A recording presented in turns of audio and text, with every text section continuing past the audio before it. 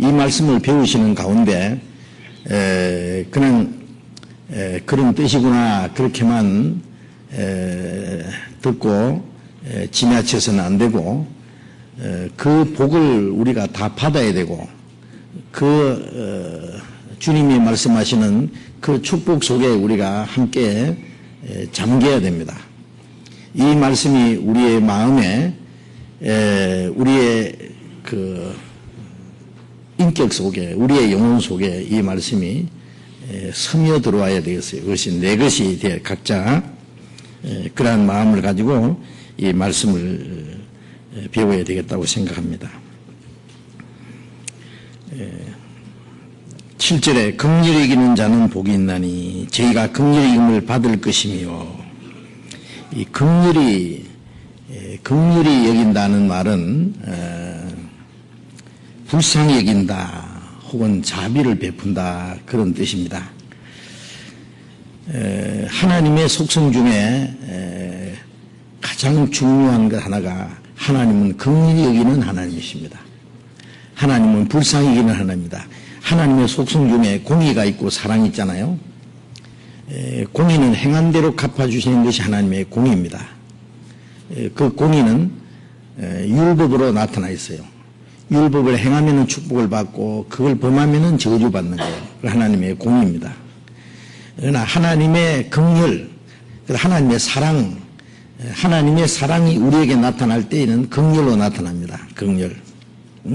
그 사랑이라는 것도 상대적인 사랑, 인격적인 사랑, 서로 사랑하는 그 사랑이 있는가 하면은 그냥 일방적인 사랑, 무조건적인 사랑, 그걸 갖다가 긍휼히 여기는 사랑이라고 말할 수 있습니다.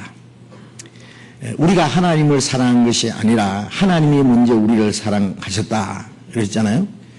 우리가 죄 가운데 있을 때 하나님을 멀리 떠나 하나님과 원수가 되어 있을 때, 우리가 하나님을 배척하고 하나님을 도전하고 있을 때 하나님이 우리를 사랑하셨습니다. 그건 하나님이 불쌍히 여기는 사람, 긍휼입니다. 긍휼. 그래서 하나님의 속성 중에 가장 중요한 것이 하나님의 사랑, 우리에겐 긍휼로 나타나는 사랑. 그 하나님의 긍휼이 없었으면은 우리는 구원을 얻을 수가 없었죠. 그래서 우리는 먼저 하나님의 긍휼하심을 받았습니다. 그래서 에베소서 2장 3절부터 5절에 보면은 전에는 우리도 다 그 가운데 행하여 육체의 욕심을 따라 지내며 육체와 마음이 원하는 것을 하여 다른 이들과 같이 본질상 진노의 자녀였더니 긍휼에 풍성하신 하나님이 우리를 사랑하신 그 큰 사랑을 인하여 허물로 죽은 우리를 그리도 함께 살리셨고 너희가 은혜로 구원 얻은 것이라 그런 말씀이 있습니다. 본질상 진노의 자식, 멸망받을 자식이었는데 긍휼에 풍성하신 하나님, 우리를 사랑하신 그 큰 사랑, 긍휼에 풍성하신 그 하나님의 사랑으로 허물과 죄로 죽었던 우리를 그리도 함께 살리셨다. 우리를 살리기 위해서 자기 독생자를 인간의 몸으로 보내서 우리의 죄를 그 몸에 담당시키고 우리가 받아야 될 저주와 심판을 그가 받게 하고 그가 죽으시고 부활하심으로 우리에게 새 생명을 주셔서 우리 죄를 사하실 뿐 아니라 허물과 죄로 죽은 우리 영혼을 살리셨다. 그래 너희가 은혜로 구원 얻은 것이라. 그 은혜가 바로 하나님의 긍휼입니다. 긍휼. 우리는 그 하나님의 긍휼을 받은 사람입니다. 긍휼히 여김을 받은 사람이에요. 그래서 예통하는 자는 복이 있나니 저희가 위로를 받을 것이며 그 하나님의 위로가 우리가 죄 때문에 예통했을 때 하나님이 우리 죄를 사해 주셨다는, 우리 영혼을 구원해 주셨다는 그것이 우리에게 최고의 위로입니다. 위로. 그 위로를 받은 사람은 이미 하나님의 긍휼을 받은 사람인데 그 하나님의 긍휼하심을 받은 사람들이 또 다른 사람을 긍휼히 여길 수가 있습니다. 그래서 긍휼히 여기는 자는 복이 있나니 라는 말씀은 하나님의 긍휼히 여김을 받은 사람, 즉 구원을 받은 사람은 또 다른 사람을 긍휼히 여길 수 있다는 내용입니다.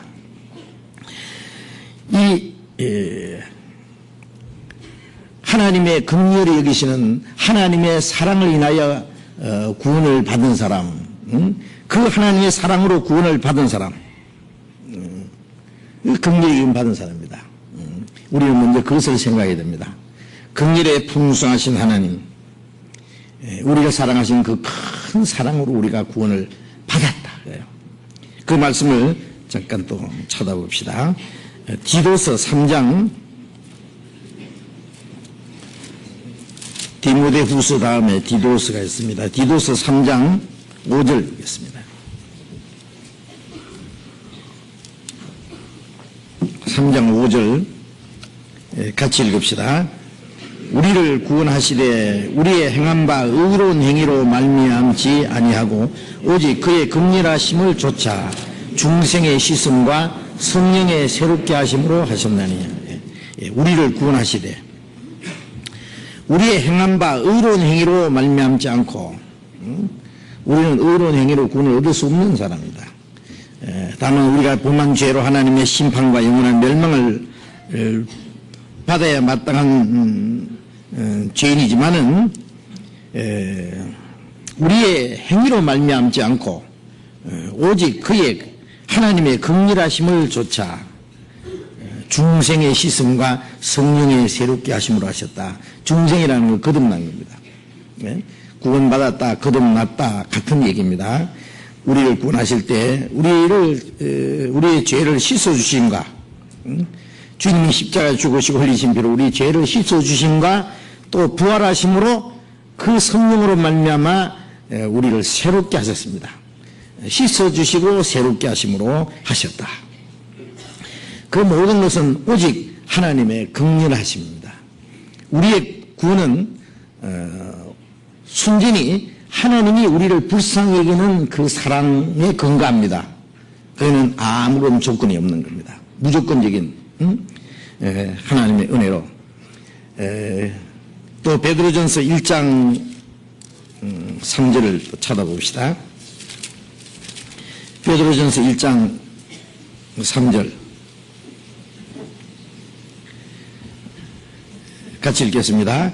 찬송하리로다. 우리 주 예수 그리스도의 아버지 하나님이 그 많으신 긍휼대로 예수 그리스도의 죽은 자 가운데서 부활하심으로 말미암아 우리를 거듭나게 하사 산 소망이 있게 하시며,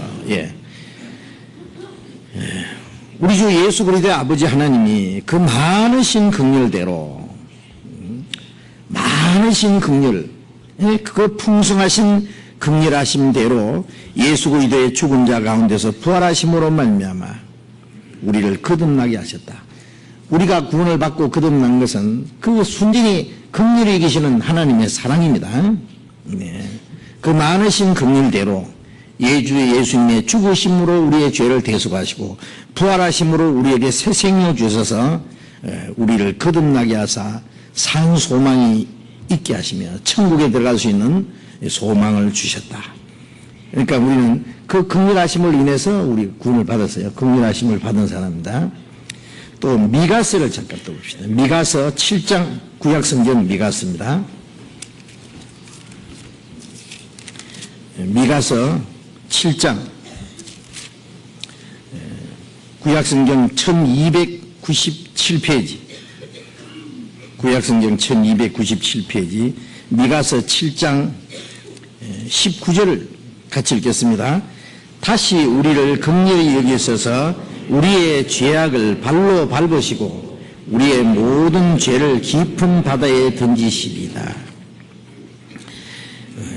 다시 우리를 긍휼히 여기셔서 우리가 죄 가운데 있을지라도 하나님이 우리에게 노를 항상 품지 아니하고 우리를 긍휼히 여기셔서 우리의 죄악을 발로 밟으셨다. 성경에는 우리의 죄를 하나님의 등 뒤에 던지셨다든지 동이 서에서 먹는 것 같이 우리의 죄를 우리에게 멀리 옮기셨다든지 빽빽한 구름이 사라진 같이 안개가 사라진 같이 우리의 죄를 도말하셨다든지 여러 가지로 표현했습니다. 여기는 우리의 죄를 하나님이 발로 밟으시고 우리의 모든 죄를 깊은 바다에 던지시리다. 보이지 않는 깊은 바다에 던져버렸다. 그거는 우리를 구원하시기 위한 하나님의 긍휼하심입니다. 긍휼하심. 그 긍휼하심으로 우리가 이제 구원을 받았습니다. 누가복음 18장에 보면은 바리새인은 서서 기도하기를 나는 일주일에 2번씩 금식하고 소득의 11조를 바치고 다른 사람들처럼 토생이나 간음이나 돌지나 이런 거 하지 않는 거 감사합니다. 라고 기도했습니다. 그런데 세리는 저 뒤에 서서 얼굴을 들지도 못하고 가슴을 치며 말하기를 하나님이여 나를 불쌍히 여기옵소서 나는 죄인으로소이다. 이 세리는 얼마나 많은 사람의 돈을 거다 먹었는지 얼마나 나쁜 일을 많이 했는지 너무너무 큰 죄인입니다. 한 사람은 자기 공로를 의지하고 나와서 하나님 앞에 이렇게 어려운 사람 된 것을 감사합니다. 자기 의를 하나님 앞에 나타내기 위해서 기도합니다. 그러나 이 세리는 자기는 너무나 비참한 죄인이기 때문에 멸망받을 수밖에 없는 죄인이지만은 나를 불쌍히 여겨달라고 했습니다. 예수님 말씀에 그 세리가 바리새인보다 의롭다 하심을 받고 집에 내려갔나이다. 사람을 100명 때려 죽이고도 불쌍히 여겨 주시오라고 할 수는 있잖아요. 예? 어떤 사람은 죄를 짓고도 죄를 안 지었다고 자꾸 그걸 자기의 죄를 부인하는 사람이 있는가 하면은 그런 죄를 지었습니다. 내가 정말 잘못했습니다. 긍휼을 베풀어 주십시오. 긍휼을 베풀어 주시면은 사는 방법도 있고 그렇지 않으면 죽을 수밖에 없습니다. 이 세리는 자기는 얼마나 많은 죄가 있는데 하나님이 나를 불쌍히 해달라고 했습니다. 그 세리가 의롭다함을 받았다는 말은 죄를 용서해 줄 뿐 아니라 죄를 하나도 안 지은 사람처럼 의로운 사람처럼 여겨주셨다. 그는 순전히 불쌍히 여기는 우리가 세리처럼 멸망받을 죄인이었는데 하나님이 우리를 불쌍히 여기셨잖아요. 불쌍히 여기는 무조건적입니다. 불쌍히 여긴다는 데는 아무런 조건이 없는 거예요. 그 불쌍히 여기는 그 사랑과 하나님의 은혜로 우리가 구원을 얻었습니다. 그래서 이사야 54장 10절에 보면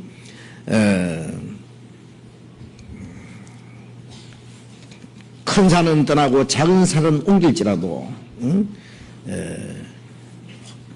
화평케 하는 언약은 너희에게 옮기지 아니하리라. 너를 긍휼히 여기시는 여호와의 말씀이니라. 그런 말씀이 있어요. 우리가 하나님과 원수되었을 때 그리스도께서 죽으심으로 그 피로 말미암아 하나님과 화평이 이루어졌어요. 그 화평케 하신 언약 내 주와 맺은 언약은 영불변하시니 홍수로 이 세상을 심판한 후에 무지개를 주시고 물론은 다시 심판하지 않겠다고 언약을 세우신 것처럼 너를 다시는 노하지 아니하기로 내가 약속했다. 큰 산은 떠나고 작은 산은 옮겨도 이 세상이 다 떠나고 없을지라도 십자가로 말미암은 화평케 하는 언약을 옮기지 아니하리라. 너를 긍휼히 여기는 여호와의 말씀이니라.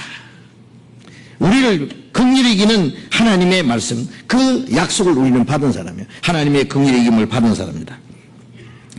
그 하나님의 긍휼히 여김을 받은 사람은 다른 사람을 긍휼히 여기는 마음이 있습니다. 이 긍휼히 여기는 마음은 구원받은 사람이 하나님의 긍휼히 여김을 받았기 때문에, 하나님의 사랑을 받았기 때문에 하나님께 받은 마음이에요. 온유한 자는 복이 있나니까. 온유한 마음도 구원받은 사람 속에 하나님이 심어주신 겁니다. 예수님이 나는 마음이 온유하고 겸손하니 또 의에 줄이고 목마른 자는 복이 있나니 의를 물을 사모하기를, 의를 행하기를 사모하기를 목마른 사람이 물을 찾듯이, 굶주린 사람이 먹을 것을 사모하듯이 의를 사모하는 그 마음도 구원받은 사람 속에 하나님이 심어주신 마음입니다. 예? 마찬가지로 이 긍휼히 여기는 마음도 구원받은 사람 속에 주님이 주신 겁니다. 우리는 하나님 앞에 그 큰 긍휼임을 받았기 때문에 그 긍휼임을 받았을 뿐 아니라 그 성령으로 말미암아 하나님의 다른 사람을 긍휼히 여길 수 있는, 긍휼히 여길 수 있는 마음을 우리 안에 심어주신 겁니다. 그렇기 때문에 이 긍휼히 여기는 자는 참으로 하나님의 은혜로 말미암아 구원을 받고 거듭나서 성령으로 말미암아 그리스도의 인격이 그 마음속에 있지 않은 사람은 진정한 의미에서 다른 사람을 긍휼히 여길 수가 없습니다. 우리는 하나님의 긍휼히 여기는 그 하나님의 사랑, 그 하나님의 사랑을 입었기 때문에 또 다른 사람을 긍휼히 여길 수가 있습니다. 누가복음 6장 36절에 보면 하나님의 자비하심 같이 너희도 자비하라, 그런 말씀이 있어요. 자비는 바로 긍휼히 같은 뜻입니다. 불쌍히 여긴다, 자비를 베푼다, 긍휼히 여긴다 같은 뜻인데, 하나님 아버지의 자비하심 같이 너희도 자비하라, 그 말씀은 하나님이 너희에게 자비를 베푸신 것처럼, 긍휼을 베푸신 것처럼 너희도 다른 사람에게 또 긍휼을 베풀어라, 그런 뜻입니다.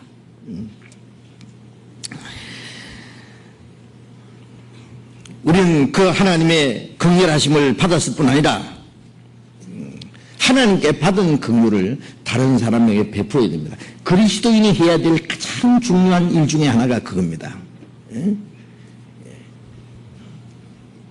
우리는 우주 만물을 창조하신 그 하나님께로부터 그 많은 긍휼하심, 그 긍휼에 풍성하신 하나님의 은혜로 말미암아 구원을 받은 사람입니다. 그 하나님께 받은 긍휼을 가지고 다른 사람에게 긍휼을 베풀어야 된다고 말해요. 베풀어야 해요. 하나님은 이 세상 많은 사람에게 긍휼을 나타내십니다. 그런데 누구를 통해서? 하나님의 긍휼함을 받은 사람을 통해서 또 다른 사람에게 긍휼을 나타내시는 거예요. 요한복음 7장을 잠깐 봅시다. 요한복음 7장. 요한복음 7장 37절.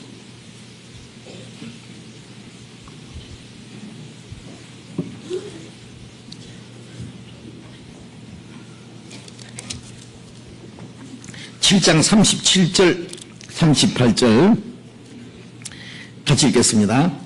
명절 끝날 곧 큰 날에 예수께서 외쳐 가라사대 누구든지 목마르거든 내게로 와서 마시라. 나를 믿는 자는 성경에 이런 것 같이 그 배에서 생수의 강이 흘러나리라 하시니, 여기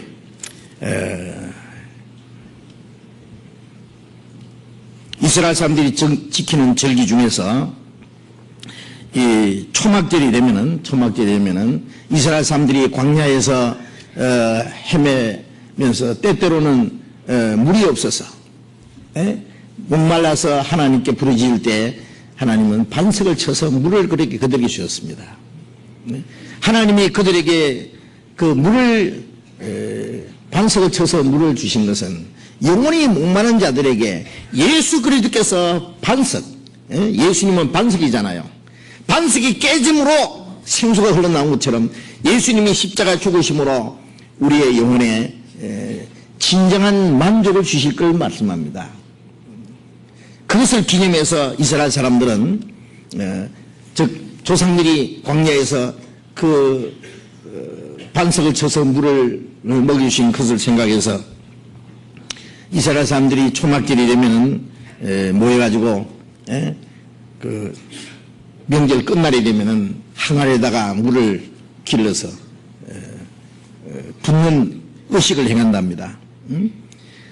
그러나 그들의 영혼은 여전히 목말라 있는 겁니다.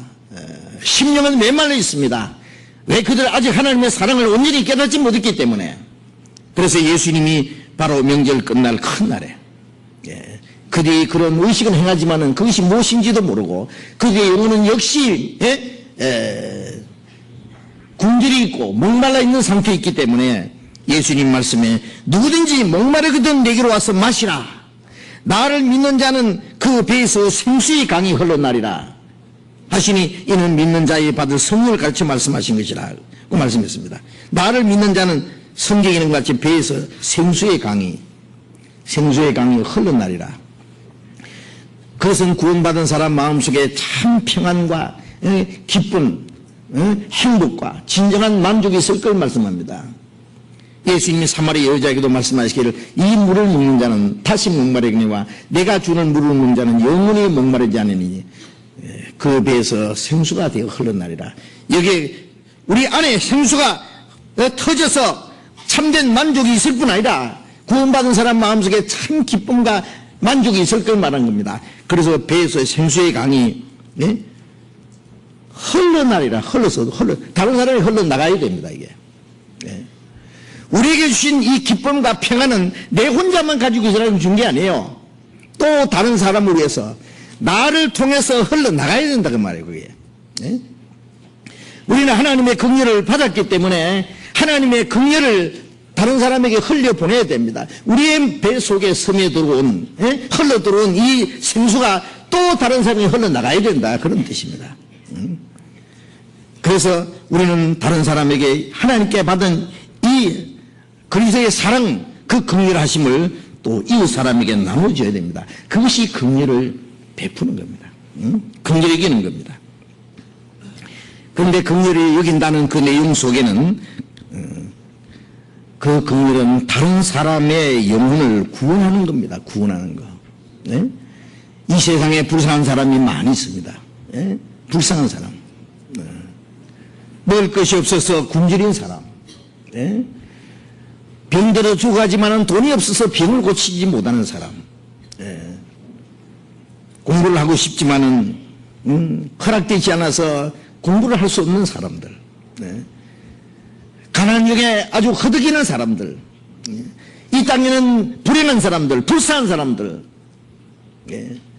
그들에게 동정심을 베풀고 긍휼을 베풀어야 될 일들이 너무 많습니다. 그러나 그 모든 것보다도 가장 불쌍한 사람이 뭐예요?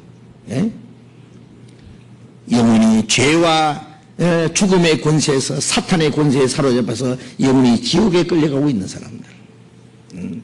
지금은 멀쩡하게 잘생겼고 많이 배웠고 돈도 많고 잘난 척하고 하지만은 오늘 밤이라도 죽으면은 그 영혼이 지옥으로 떨어질 영혼들. 그 영혼들이 가장 불쌍한 겁니다. 마태복음 9장 36절에 보면은 예수님께서 무리를 보시고 마음에 민망히 계시니 이는 목 잡는 양과 같이 고생하며 유리합니다. 당시에 이스라엘 사람들을 정치적으로는 로마의 통치 아래에 있습니다. 로마 사람들에게 짓밟히고 있습니다. 경제적으로는 세금을 싹싹 걷어서 로마 가이사 황제에게 바칩니다. 종교적으로는 위선적이고 거짓된 그 종교가들에게 그들을 영혼은 아무런 위로와 소망을 주지 못했습니다. 그 종교가들은 그들의 목자가 되지 못한 겁니다. 예수님이 이스라엘 무리를 보시고 목자 없는 양과 같이 죄 가운데서 고생하며 유리하는 것을 보시고 마음에 민망이셨다. 불쌍히셨다고 말해요. 불쌍히. 그 당시 이스라엘 백성들 뿐이겠습니까? 이 세상에 구원받지 못한 모든 사람들은 여전히 죄 가운데서 어둠의 권세에서 죽음의 권세에서 헤매고 있습니다. 영혼이 멸망으로 달려가고 있는 겁니다. 주님이 이 세상을 보시듯이 우리도 세상 사람을 좀 볼 수 있어야 됩니다. 구원받지 못한 사람들, 죄와 죽음의 권세에서 흑암의 권세에서 헤매고 있는 그 영혼들을 우리가 봐야 됩니다. 보고 민망히 불쌍히 여겨야 됩니다. 불쌍히. 그 불쌍히 여기는 마음을 하나님이 우리에게 주셨습니다. 그리고 그들에게 복음을 전해서 그들로 하여금 그 영혼이 구원을 받도록 도와줘야 됩니다. 긍휼히 여긴다는 것은 지나가다가 불쌍한 거지한테 동전 한 푼 주는 것이 긍휼을 베푸는 게, 그것도 긍휼은 긍휼이지만은 이 성경에서 말하는 긍휼은 그런 긍휼을 말하는 것이 아니라 죄로 말미암아 영원히 멸망받을 죄인들에게 하나님의 사랑과 예수 그리스도로 말미암은 하나님의 은혜의 복음을 전거해서 그들로 하여금 영원히 구원받도록 도와주는 것이, 그게 긍휼을 베푸는 거다 그 말이에요. 실질적인 긍휼을 베풀어야 됩니다. 배고픈 사람에게 먹을 거 한 끼 준다고 그게 그 사람에게 큰 위로가 되겠습니까? 큰 도움이 되겠습니까? 근본적으로 해결해 줘야 되겠죠. 이 세상에 육신적인 것, 그 도와주는 것, 그것이 큰 중요한 것이 아니라 멸망받을 영혼을 구원받게 해주는 것이,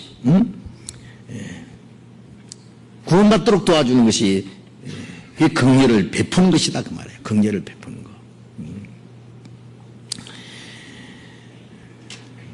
전도의 대상이 어떤 사람이든지 간에 상관이 없습니다. 자기 가족뿐 아니라 친척, 친구뿐 아니라 나와 전혀 상관없는 사람도 우리가 불쌍히 여겨야 됩니다. 죄 많은 사람도 불쌍히 여겨야 됩니다.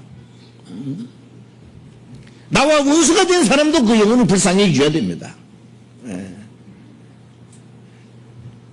우리는 하나님과 원수가 되어 있을 때 주님이 우리를 위해서 십자가 죽으셨어요. 불쌍히 여긴다는 데는 아무런 조건이 없습니다. 그 사람이 나를 미워하고 대적할지라도 나는 너를 불쌍히 여긴다. 이전에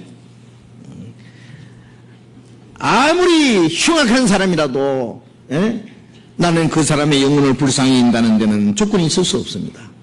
하나님이 모든 죄인을 불쌍히 여기는 것처럼 우리도 다른 사람을 불쌍히 해서 그들도 구원을 받도록 도와줘야 된다고 말이에요.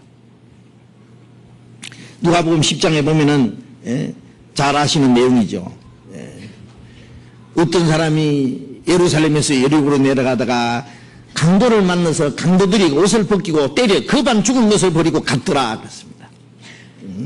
이제는 그대로 두면 죽습니다. 제사장이 지나가다가 그를 보고 피해서 그냥 지나갔습니다. 레인도 그냥 지나갔습니다. 사마리아 사람은 여행 중에 거리로 지나가다가 강도 만나서 죽어가는 사람을 봤습니다. 그를 보고 불쌍히 여겼다 그래요. 불쌍히 여겼다.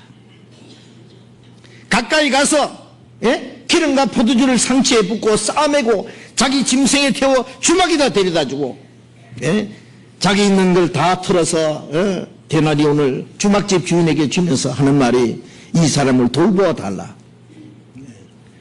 두비가 더 들면 내가 돌아올 때 갚으리라. 그 강도 만나서 죽게 된 사람이 누굽니까? 바로 우리 자신들이었어요. 우리는 하나님을 등지고 죄 가운데로, 여리고는 예루살렘은 거룩한 도성이고 여리고는 죄악의 도성입니다. 예루살렘을 떠나서 여리고로 내려간다는 것은 에덴 동산에서부터 하나님을 등지고 죄 가운데 타락되는 모습입니다. 거기에 사탄의 권세서 마귀에게 얻어터져서 영혼이 죄로 말미암아 만신창이 된 겁니다. 영혼이 그대로 두면 죽어서 지옥으로 떨어질 수밖에 없는 죄인입니다. 누가 그 영혼을 구원해 줄 수 있습니까? 아무도 그 사람을 구원해 줄 수 있는 사람이 없습니다. 그 선한 사마리아 사람은 바로 예수 그리스도를 가르치잖아요. 유대인들이 예수님 보고 너를 사마리아 사람이나 귀신이 되었다, 예수님을 무시하고 비난하는 말이었습니다. 그러나 예수님이 바로 그들의 영혼을 구원해 주신 거예요. 우리도 죄 가운데서 비참하게 죽게 된 운명에 처해 있을 때 하나님이 우리를 불쌍히 여겨서 하나님이 자기 독생자를 십자가에 못 박혀 죽기까지 하심으로 우리를 불쌍히, 우리 영혼을 구원해 주신 겁니다. 그 말씀을 하신 후에 말씀이었습니다. 이 제사장과 레위인과 이 사마리아 사람 중에 누가 강도 만난 사람이 이웃이냐? 자비를 베푼 사람입니다. 불쌍히 여기는 사람, 선한 사마리아 사람입니다. 너도 가서 이와 같이 하라. 그 말씀은 자기가 먼저 강도 만난 사람으로서 그 주님의 주님으로 말미암아 구원을 받은 사람,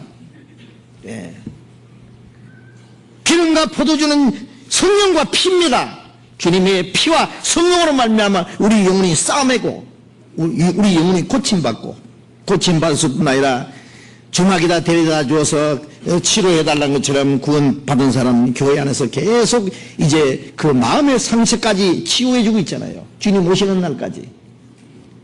그 구원받은 사람에게 너도 가서 이와 같이 하라고 말씀해요. 너도 가서 자비를 베푸라고 말해요. 또 다른 강도 맞는 사람을 찾아서 너도 다른 사람을 구원해주라 그 말이에요. 우리 주변에 아직도 구원받지 못한 사람이 얼마나 많습니까? 예?